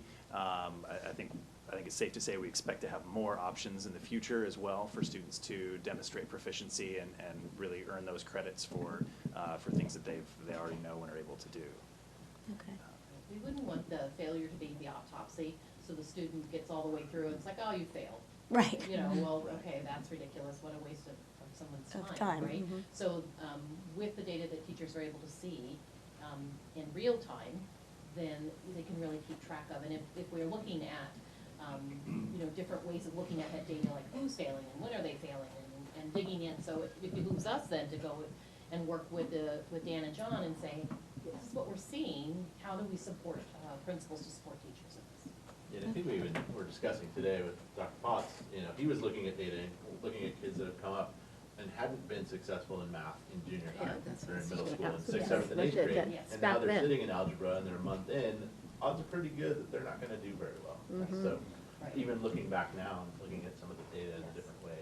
And this work that we'll be doing isn't a 9-12, this is a 6-12 work, because we've got to back it up that far, and, maybe we're even looking at the elementary school, so, but certainly looking at middle school as well. And I think the grading practices have to be looked at too. I think that was briefly talked about, but, maybe that student knows the material, but got the F because they didn't show up or didn't participate or forgot to turn in their homework, or for a lot of reasons that have nothing to do with whether they really need the key standards for that course. So that's something we have to dig out to. Thank you. Okay, excellent. Thank you all. Thanks. Okay, we will move on to new business, and we have some new business. We have some new people that you will see now on a regular basis at our board meeting. So 3 years ago, the board adopted a policy to bring on a student voice onto our board as representatives. They are non-voting members, but very key to the liaison, kind of that interaction that we have with our schools, what's happening in our schools, and that likewise they take information back to their schools. So I was pleased to meet these four kind of individuals. The high schools did a wonderful job of identifying excellent representatives for their schools that were involved across their schools. So they have a lot of interactions with a lot of different peoples across their school, not just one group. And I'm going to leave most of that to them. So we have 3 members here. One is a substitute tonight for the Lena Jansen, who's at Peninsula High School. Hope Flanagan is standing in for Lena tonight, who's actually on a soccer field right now. And then Ashley Phillips from Henderson Bay High School, and Kira Roseland from Gig Harbor High School. I've asked each of them to prepare a couple thoughts on themselves, and introduce themselves to us. We'll start with Kira, and if you can grab the mic so everyone can hear, that would be great. Thank you. Okay. Is it working? Yep. Okay. You're good. Hi, I'm Kira. I'm a senior at Gig Harbor High School this year. And so some of the things that I'm very interested in and being a part of the board is something that was actually talked about tonight is things like emotional well-being. I'm part of a suicide prevention group at the high school, and it's something that's very important to me. Other than that, I'm president of NHS. I'm involved with speech and debate, so kind of like community outreach. I also volunteer at the library, so just kind of getting a full breadth of community outreach and community service are very important to me. Awesome, thank you. Thanks, Kara. And Ashley? All right. Hi, my name is Ashley Phillips. I'm a junior at Henderson Bay High School this year. And so some of my hobbies are water polo, horseback riding, swimming. Servicing I love doing is going to the Tacoma Rescue Mission on Friday mornings and getting to serve the homeless there. It's a really good opportunity. And at my school, I am an ASB representative, and I'm also the president of our Interact Club, which both of those are really important to me. A little background story of how I came to Henderson Bay is I started freshman year at Peninsula High School. I was a freshman senator, and I really loved that part of it and like being involved. But when it came to academic, I really struggled with anxiety and just like sitting in a classroom with that many kids and not feeling like I was getting that one-on-one support with the teachers was really hard for me. So I went home one day and told my mom, I'm not going to graduate. And she's like, yes, you are. And I was like, I can't do this. Like, I'm not doing good in classes. It's just too much. And then one of my other teachers who was we worked together a lot, suggested to look into Henderson Bay High School. And I went to like a family night there. And as soon as I walked through that door, everyone was like, oh, you're new. Hi, what's your name? And it was like a family already. And then when I started last year as a sophomore, I got right involved. I was back in ASB again, already put in my input in. I got into Interact Club with Rotary, and I got to go to 2 different countries this last year, which was a really amazing opportunity. And so people sometimes ask if I regret not going to Henderson like all my years, but honestly I think it was the best decision to go to Peninsula first. So I know what a regular high school is like. I had that experience, but I'm doing really good now and back on track. So yeah. Thank you, Awesome, Ashley. thank you. And I know that there were a lot of new students there, and you said you're used to knowing everybody there. Have you got to know them all already? Yes. That's what I figured. I might give you a week. And then Hope here is here standing in for Lena, and I have asked her to introduce herself as well as Lena prepared a few statements about herself. Yeah, so I'll start with Lena. She prepared a little thing for me to read. So she says, hey everyone, my name is Lena Jansen. I attend Peninsula High School and I am a senior this year. I am so blessed to be able to give my student voice to benefit your decisions. I love to be involved with the school and community, and I believe student voice is very important within decision making. I have been actively involved in leadership and ASB for 7 years. I am the Key Club and National Honor Society president, and I take on many responsibilities within the school, such as public relations coordinator and captain of both the soccer and tennis teams. A few things I enjoy are hanging out with my family. I am a triplet and I have one younger sister, competing at DECA and creating poetry. Outside of school, you can find me on the soccer pitch, which is where I currently am tonight, as well as on the tennis courts. Thank you for listening and giving me this opportunity. I am super excited for this year. And then a little bit about myself. My name is Hope Flanagan, and I'm grateful to be filling in for Lena today. I am a junior at Peninsula High School, and I'm very passionate about volunteering and being involved with school leadership. I have been in ASB in leadership for the past 5 years, and through ASB, I've had many opportunities to become involved in community and school events like coordinating Food Bowl, which is the annual food drive for both Peninsula and Gig Harbor, and securing donations for community donors for Winterfest, which is our biggest fundraiser. Besides ASB, I am also a part of the Peninsula High School dive team and have earned my varsity letter in community service for the past 2 years. Some other things I enjoy outside of school are spending time with my family and friends and being outdoors, especially hiking and exploring. I look forward to being a part of tonight's proceedings, and I'm grateful for this opportunity. Excellent. Thank you, and welcome. Like I said when I spoke with you in the interviews, we greatly appreciate what you bring to our board, greatly value your input, and also bringing back to your schools things that are discussed here. So welcome, and any board members, any other comments, or? I offered us No. all up as mentors, so you might get some phone calls. It's Well, amazing thanks for to have being a here. triplet after we had twins 2 years ago. Yes. right. And actually, I think the senior class has 2 sets of triplets this year. Right. Is the other one boys? Boy, Um, boy, girl, boy. No, 2 girls and a boy. Yeah. Yeah. Okay. And it wasn't that long ago that we had 3 sets of triplets in that Right. class. Wow.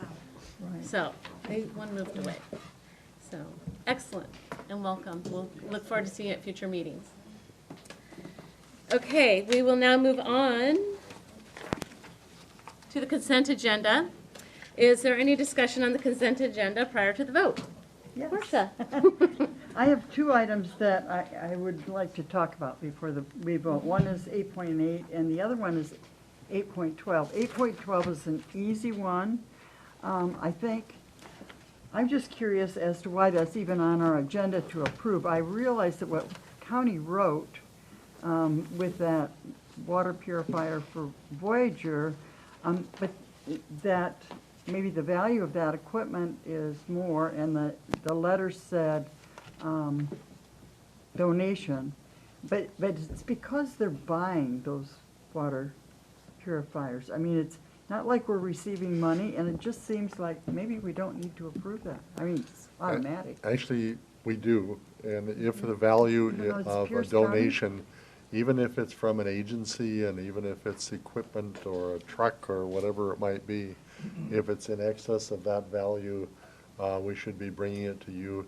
The main purpose of that is that the public and the board is aware that someone has provided something of substantial value to the district, and it really eliminates the questions of, I don't know, something in the future, or what's our relationship, or did everybody know that they did this? So whether it was cash or whether it was equipment and whether it came from Pierce County or something else, in this case, it should be. Because grants that come from other agencies, we don't approve per se. I do understand the need for maintenance to be aware of what it is that's being installed and provided, and the school district accepting it, and I realize the value is over the board limit, but it's just unusual. I've not seen one of those before, so. So the other one, 8.8, is Facilities. a little more complicated. My question is, first of all, do we have to approve that tonight, or could we put it and discuss it at our next meeting and bring it forward? There's some questions that I have about that verbiage issues and kind of a impact fee school district effects, kind of a wonk about that. It goes back to the early 90s when I worked on that. And so looking at some of the things, and maybe they're not major, but need a little bit to be clarified about what's included, what's not included, in terms of stating at this point in time what's unhoused. The short answer to the first question is it has to be approved, and we have to submit it in order to continue the impact fees. So unfortunately, most of my team is over at the city of Gig Harbor tonight with the design review board. So I don't have Vicki and Jeff and others.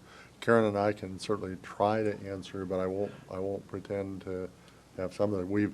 We worked with that team, the capital projects team, but I do need to recommend it for approval unless it was something that you felt you simply could not approve, because what I can't tell you is the final deadline. We don't have another board meeting until essentially mid-October, and that was deemed too late, so. Okay, and I realize that they would have to include it in their budgets for next year, kind of as an ordinance. So, that being said,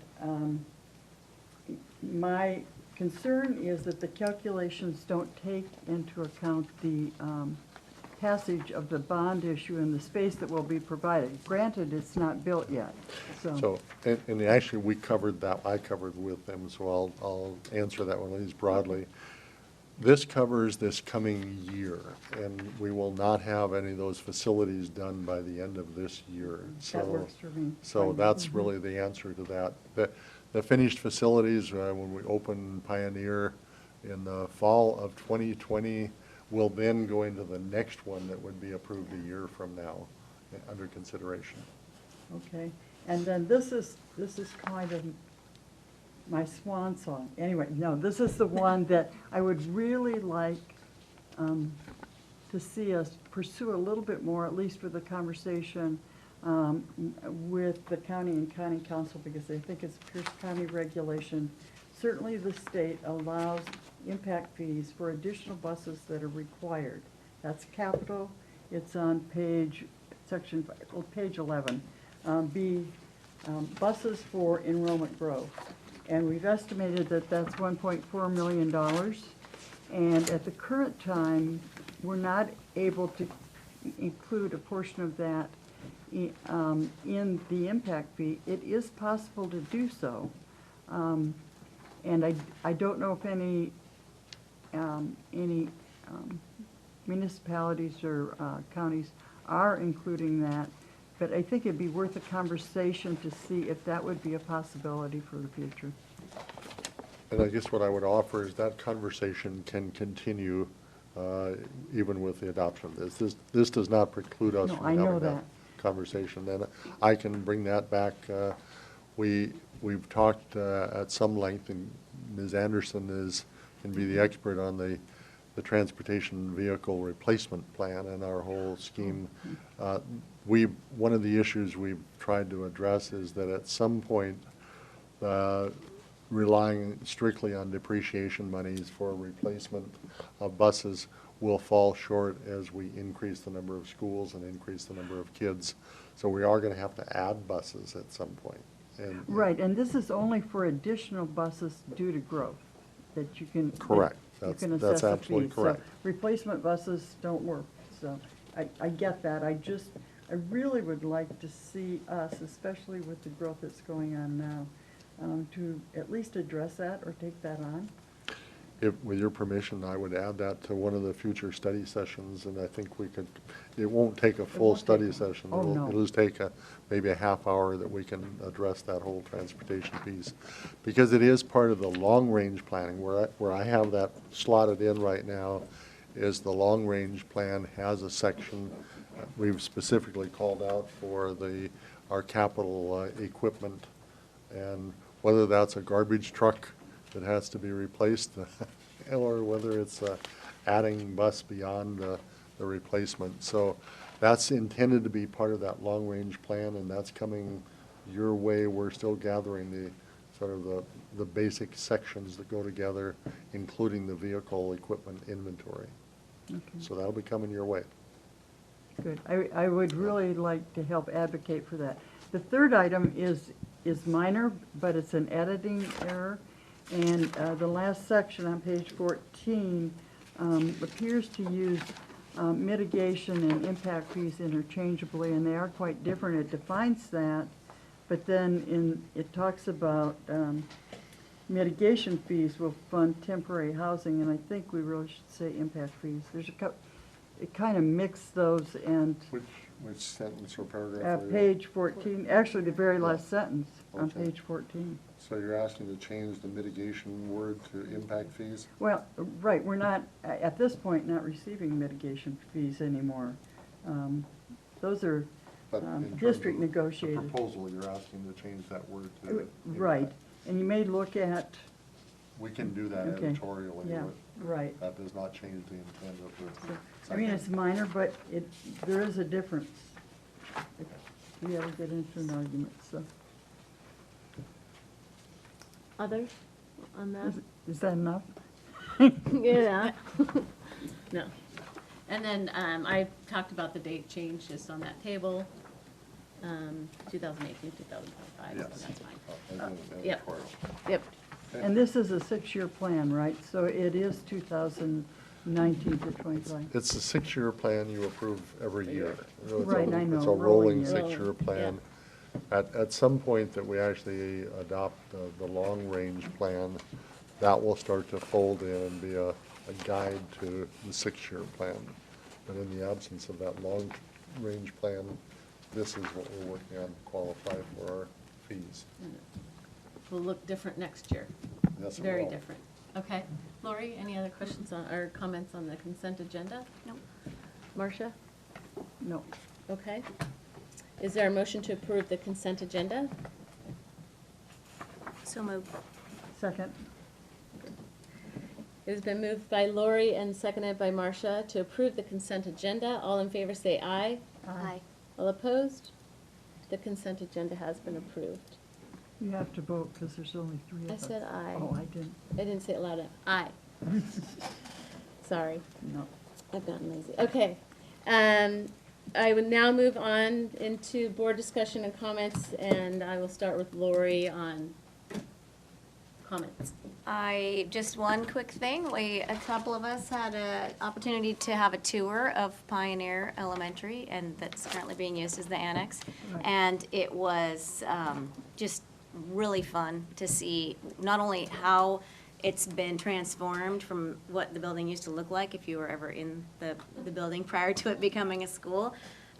Even just some simple changes, brighter lighting right now in the hallways. It used to be very dark, and but just to be, and we were there in the middle of the day, so all the kiddos were in classes, and things that seemed somewhat hard to envision for me anyway, like recess, how's this gonna work with fifth graders and preschoolers, and just everything was running so smoothly, and that was just a credit to you and Stephanie and everyone who's in that building. So that was exciting, and also just the vision for just to be on the site and look at the drawings and where the building's going to go, and just super excited about Pioneer and all that entails, and then hearing more about it tonight, looking at this timeline, and then as I drove in tonight to the meeting, just happened to out the side of my corner of my eye, see the pretty preschool buildings right here in the driveway, which just got me to thinking about how I'm equally excited for every other school in this district and the space that's going to be freed up, which was the original goal of trying to do something creative and got us down this road of this magnet school. And so I'm just excited for really every child in the district, because everybody's going to benefit, I think, in some way from this. It's just, I think, something that everyone can get excited about. So that's all I got. Good tour. Marcia? Well, the Audit and Finance Committee has been meeting. I've made some of those meetings, not all of them, and we're going to have one again next Monday night, so 3 Monday nights in a row. And it's pretty interesting work and more difficult than you know, but we've got some members of the committee that are truly engaged and being thoughtful about what it is that should go in the levy, given that the amount will be less than what it has been, so that's been fun. Besides the tour of Pioneer, there was a Peninsula Schools Education breakfast and lunch today, and both were wonderful and delicious.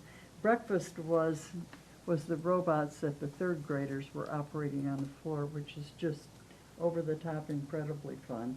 And then lunch was the Kopachuk science teacher doing his rocket shows and the excitement of kids, and then videotaping, and I mean sort of the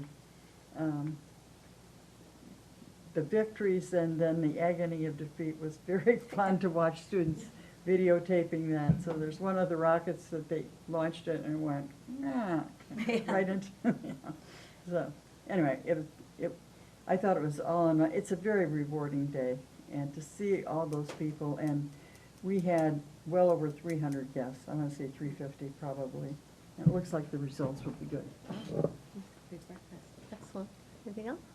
Got it? That's pretty exciting. Yes, lunch was great today. I went to the Peninsula Schools Education Foundation luncheon, and it was very successful and very exciting, and exciting because there was a lot of new people that didn't even know what the foundation did, and they learned that, and pretty exciting what we're doing for teachers, giving them those grants. So I got to work with and meet with all the student reps and bringing them in, so that was fun to get to know them this last couple weeks.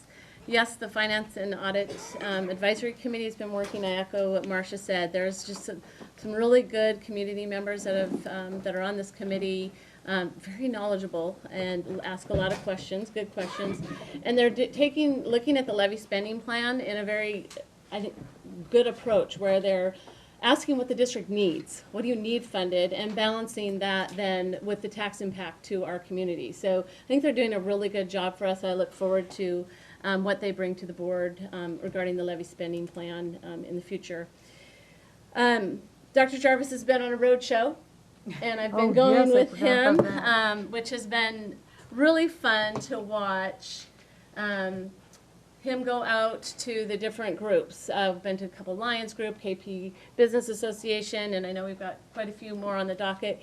But it's really fun. He reveals the renderings of the schools, and I always kind of like, as soon as he flips it over, I listen for, I hear the oohs and ahs, and it's just, I know you hear them as well. But I think it's really exciting for the community to see. I appreciate that you're going out to the community and to where they are. People always say, you know, how do you reach out to your community? Well, go where they are, and you're doing that, and I appreciate that. Likewise, Amy Gordon, who is not here, and the communication groups, they're also going out to our community at events, community events, and talking about our district and out where the people are, and I think it's been very beneficial, so I appreciate the district taking that step. Was able to go to a Piper Jaffray School Election Conference with Dr. Jarvis and Amy Gordon and Karen Anderson.